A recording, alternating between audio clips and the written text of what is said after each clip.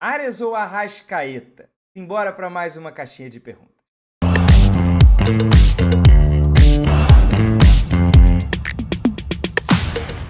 Fala, rapaziada, mais um vídeo no canal do Canedo chegando. Como de praxe, estou gravando numa segunda-feira, depois de abrir a caixinha de perguntas no meu Instagram no domingo. Se você não me segue por lá, por favor, faça essa e abra essa pra gente, assim como compartilhar o canal, curtir, se inscrever, super importante. Deixe seu comentário aqui também ao fim do vídeo, se você gostou ou não das perguntas e respostas. Pode fazer a sua pergunta também. Vamos começar então, simbora. O CSSC03 perguntou o que acha do Flamengo e atrás do João Félix, uma notícia que surgiu na segunda-feira. Acho curioso, né? Porque aí as nossas previsões, de muitos, iriam se concretizar até antes do previsto. O João Félix ele teve uma ascensão meteórica por um ano muito bom no Benfica e aí foi vendido já por um valor absurdo para o Atlético de Madrid. Daí, ladeira abaixo. E o que muita gente fala sobre o João Félix, que ele é um jogador extremamente talentoso, porém, primeiro que já tem uma questão de posição aí, ele é mais um segundo atacante. Ele não é centroavante, ele não é ponta. E é uma posição barra função um pouco rara, né, nos dias de hoje. Virou o futebol dos pontinhos. E então ele já está um pouco limitado aí. Segundo, que eu acho que é o principal. Claramente ele é um jogador que não dá o máximo de. Para ele parece que está tudo bem. Ele passa essa pressão dentro de campo e que muita gente também fala. Um cara que não se esforça tanto, não treina tanto, isso logicamente tem um impacto na carreira. Então, ele sair de Europa, né? Atlético de Madrid, Chelsea, Milan, os grandes até, assim, mas já emprestado, mais desacreditado. Se ninguém lá quiser apostar e ele vier para o Flamengo, pô, vai ser legal porque é uma ex-estrela, uma super promessa não concretizada que viria para o futebol brasileiro, mas pensando na carreira dele, um passo atrás. Né? Ele é europeu, sair da Europa, vir para o futebol brasileiro, para ele, nessa idade, né, diferentemente do Depay, que já tem 30, nessa idade eu acho que é um passo atrás na carreira. Para de Tel, não acho um absurdo que estamos em maio e já foram demitidos 6 técnicos do Brasileirão. Olha, eu não estou exatamente por dentro dos números, mas eu diria que sempre foi assim. O futebol brasileiro é um moedor de técnicos por só, né, por cultura. Sabe que quando as coisas não vão bem, sequência de maus resultados, os treinadores são demitidos. E aqui tudo é feito para dar errado. É um papo longo, né? Mas basicamente o fato do nosso calendário ser absolutamente zoneado faz com que os treinadores não tenham tempo para treinar e aí estão sempre lutando pelos seus resultados acima talvez do que acreditam como filosofia de futebol.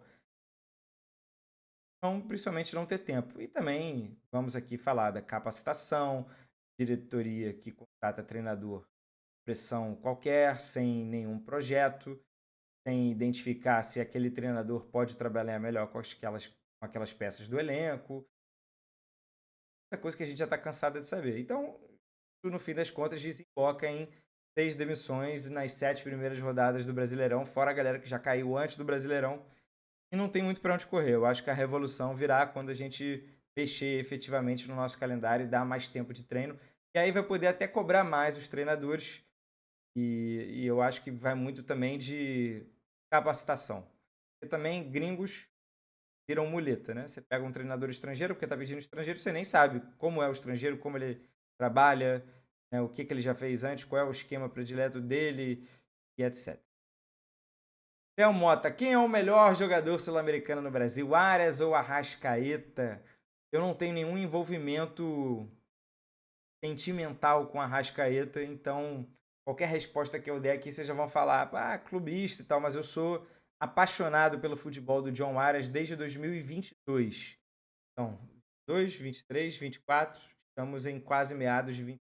O Arias chega ao Fluminense no meio de 21, porém ele tem um período, assim, um início ruim de adaptação, ele não consegue jogar.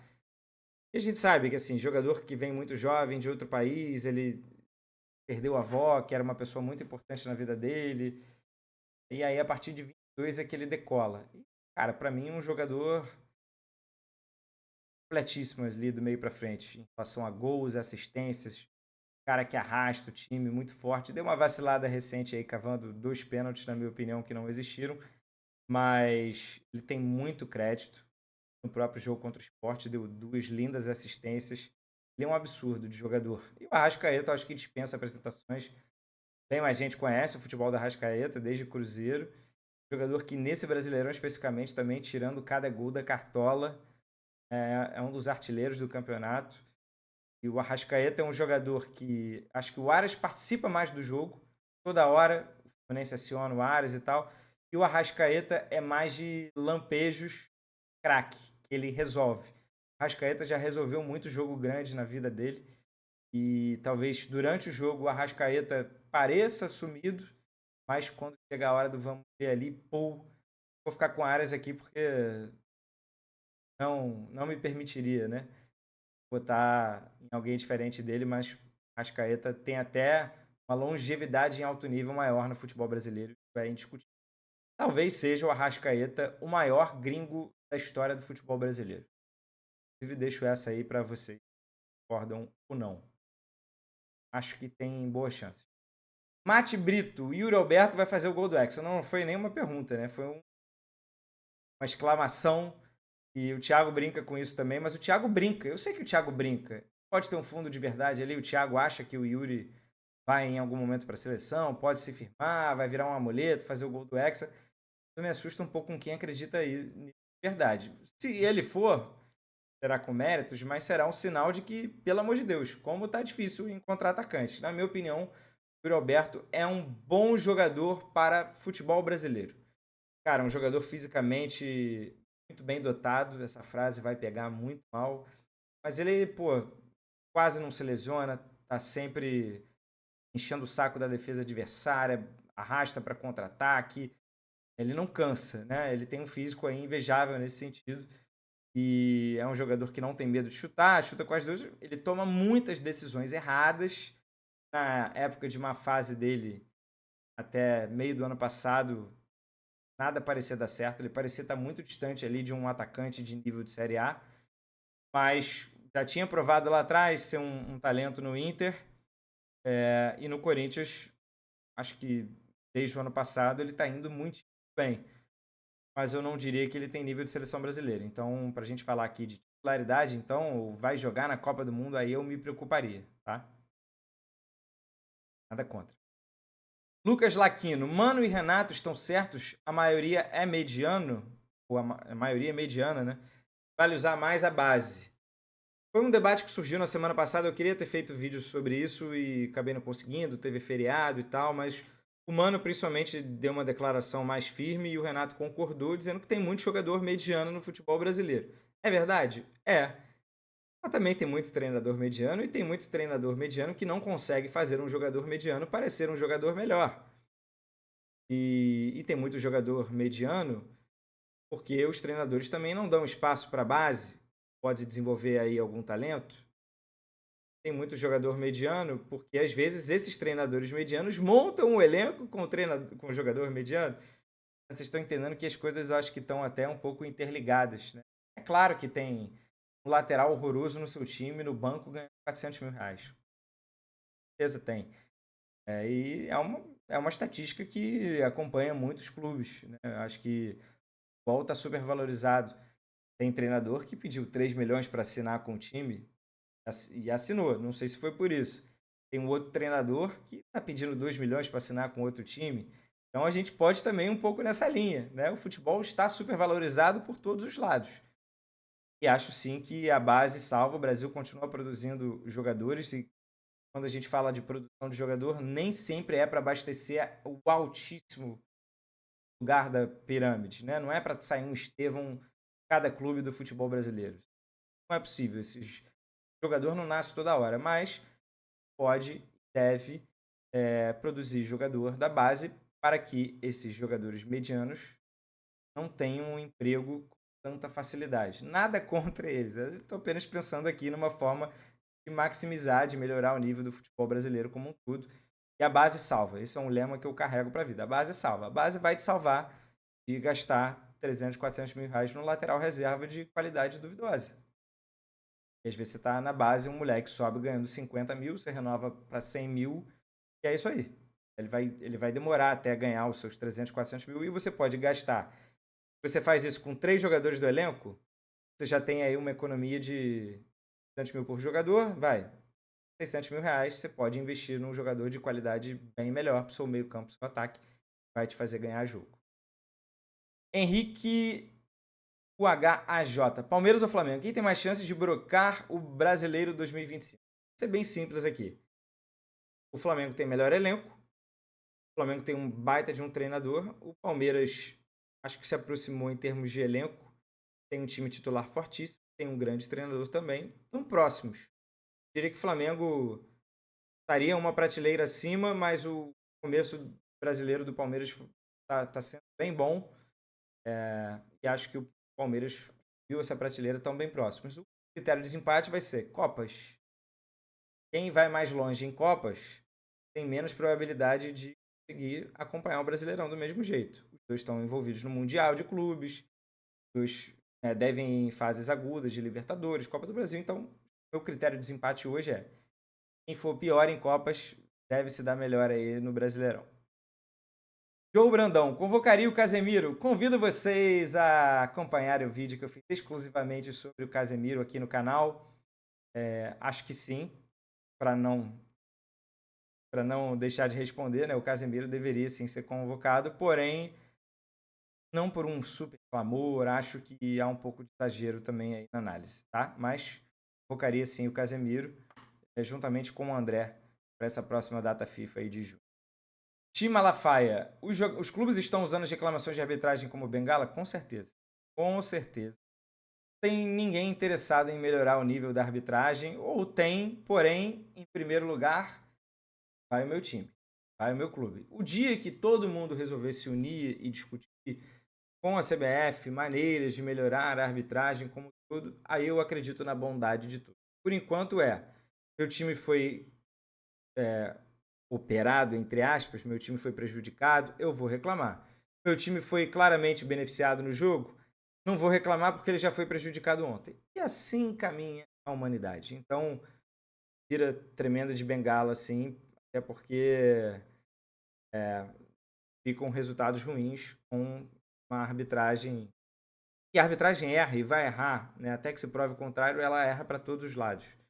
Mas concordo, né? Usa como bengala assim. Lucas Baraúna, sua opinião sobre o suposto veto do staff do Neymar ao JJ. Se for verdade, para mim é um absurdo. Se for verdade que Neymar, pai, Neymar, falou ou impôs algo à CBF para contratar ou não aquele treinador, eu acho um absurdo. O que eu acho mais normal é a CBF levar em consideração um suposto atrito do Neymar com a comissão técnica. Tem que levar em consideração, não pode ser o único critério. Aí realmente descamba, né?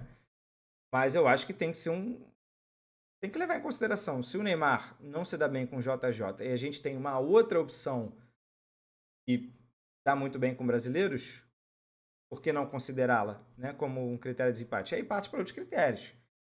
Está disponível? Salário, custo-benefício? Quais foram os trabalhos recentes? Como joga? Vai ter algum problema ali de adaptação, de língua, etc. Bota tudo isso ali no liquidificador. Mas usar como deixar um treinador vetar um nome, aí eu já acho que foi longe demais. Porém, não consigo aqui também comprovar a veracidade da notícia, mas fica aqui o registro. Se for verdade, para mim, absurdo. Alisson Levi. Número de vitórias, saldo de gols ou confronto direto? Qual é o melhor critério de desempate? Gosto de discutir isso, porque número de vitórias é só no futebol brasileiro. Só no Brasileirão que coloca o número de vitórias. Eu prefiro muito mais, em ordem, confronto direto, que aí você valoriza uma final que não existiu. Confronto direto. Pô, eu acho maravilhoso, né? Empatou em pontos. Um tem saldo a mais, vitória a mais, mas no confronto direto, naquele jogo, entre eles, o outro time foi melhor. Então você valoriza o peso daquele jogo. E saldo de gols. Saldo de gols, para mim, acima de número de vitórias. Porque eu acho que vale mais você lutar para estar sempre goleando, fazendo mais gols, do que simplesmente ganhou o jogo de 1-0, fechei a casinha, ponto, vitória. Eu acho que tem que ter um valor saldo de gols, a busca pelo gol tem que ter um valor a mais do que o número de vitórias. Basicamente é isso. Alisson Levi também mandou. Simpatiza com outro clube fora Flu e Arsenal? Então até aqui, né? O Fluminense tem um caninho, tem o quadro do gol do Deco no meu aniversário, no Flu e Boca de 2012, que eu fui na Bombonera com a minha família. Deveria já ter quadro da Libertadores. Tem coisas aqui do Arsenal, que eu fui ano passado lá para Londres e visitei. O Gunnar Sauro, que estava com a minha filha, e o cachacolzinho aqui do Arsenal. E a minha resposta também está aqui, né? Tem um quadro do Arsenal aqui também, um quadro do Barcelona, que é o gol do Messi, que ele tem na camisa, Real Madrid, e tem um quadro do Messi. Tem uma camisa do Real Madrid aqui. Libertadores, Real Madrid. Eu torço para Fluminense e Arsenal, torço mesmo. Muito mais Fluminense do que Arsenal, porém eu me considero também um torcedor do Arsenal. Os outros eu vou pelos jogadores, pelas histórias. Então, Messi, minha vida inteira torci pelo Messi, tirando a Copa de 22 até o Brasil ser eliminado, tirando as Copas, né? Ou confrontos, evidentemente, Brasil e Argentina. Mas eu torço pelo Messi, então, onde ele estiver, eu vou estar acompanhando ele, torcendo por ele. Para mim, o maior e melhor que eu vi jogar disparado. E vou pelas histórias. Cara, gostei muito desse time. Tem os brasileiros, né? Vou torcer pelos brasileiros aqui, acolá, mas da torcida mesmo, Fluminense e Arsenal. Arthur Rocha, meu editor, um abraço para ele. Quando você vai para o Mundial, qual cidade está animado? Não falei muito sobre isso ainda publicamente, né? Mas eu comprei. Eu espero ir ainda trabalhando de alguma maneira para o Mundial de Clubes, para a Copa do Mundo da FIFA. Mas eu já comprei passagem, ingressos para os jogos do Fluminense na primeira fase. Então, eu vou acompanhar o Fluminense até que o Fluminense saia da competição. Espero poder fazer outros jogos, outros clubes. A logística eu acho que facilitou porque o Fluminense vai estar em Nova York e depois Miami. O Palmeiras também vai estar em Nova York e também Miami. Então, de repente, vou até em jogos do Palmeiras. O Flamengo, que vai jogar contra o Chelsea em Filadélfia, na Filadélfia, é 1h30 de carro. Também daria para meter o louco e assistir ao jogo. Mas aí eu preciso de apoio, né? Porque o dólar tá caro. Na pior das hipóteses, eu vou a Nova York e Miami acompanhar o Fluminense. Se o Fluminense passar, eu vou ver as oitavas em algum lugar. E aí, até o Fluminense cair. Espero que campeão, porém bem, pezinho no chão, sabendo que passar de fase já tá ótimo. O jeito que tá jogando já tá maravilhoso. Estou muito animado, evidentemente. Eu sei que ainda não pegou, mas o fato de ser só essa competição é a única coisa que vai estar acontecendo naquele momento. Aí eu acho que vai todo mundo interessado acompanhar e vão se tocar que pode ser um negócio maneiro. Para fechar, a última aqui, o Gui Abarros pergunta se eu contrataria no Flu apenas para o Mundial? Se sim, quem? Cara, eu contrataria para o resto da temporada um centroavante. Se não houver essa possibilidade, ou se o Fluminense estiver planejando contratar alguém em julho, tem que antecipar isso aí, contratar um centroavante urgentemente. Não vai dar para o Fluminense ficar só com o Everaldo, já não dava com o Cano e Everaldo. O Fluminense precisa contratar um centroavante e bom, daqueles que você vai ter uma chance no jogo e ele vai cravar. Né? Uma bola jogada na área e ele vai cravar. Ou um cara que também passe a gerar jogo, para ajudar o Ganso, ajudar na criação, para não ficar tudo concentrado no Arias. Mas, centroavante, um sonho, Roberto Firmino. Assinaria agora. Richarlison sem lesão. Assinaria agora. Eu sei que são dois nomes muito difíceis. O Fluminense não tem dinheiro para isso. Então vai ter que ser criativo. Vai ter que encontrar esse atacante de outra maneira. O departamento de futebol tem que achar esse cara. Não me venham com o Canóbio da centroavância ganhando 6 milhões de euros. Aí é puxado demais. Valeu? Gostou? Se você não teve oportunidade, fique de olho nas minhas redes sociais. Domingo de noite eu solto a caixinha. Segunda de manhã também dá. E aí você manda a sua pergunta. Espero que você tenha gostado. Se inscreva no canal, curta, compartilhe. Deixa aqui o seu comentário. Tamo junto. Valeu, até a próxima. Tchau, tchau.